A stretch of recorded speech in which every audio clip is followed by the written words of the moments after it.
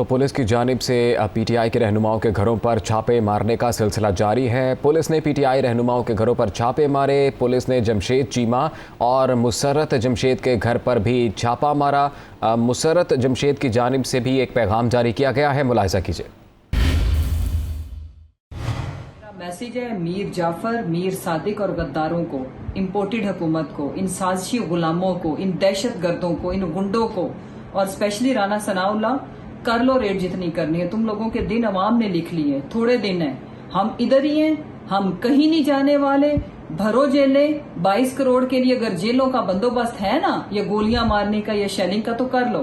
جس طرح آج آپ لوگوں نے چادر اور چار دیواری کا تقدس پامال کیا ہے، عوام ایک ایک ظلم کا، ایک ایک جو تم لوگ کر رہے ہو انتقامی کارروائیاں، اس کا حساب لیں گے۔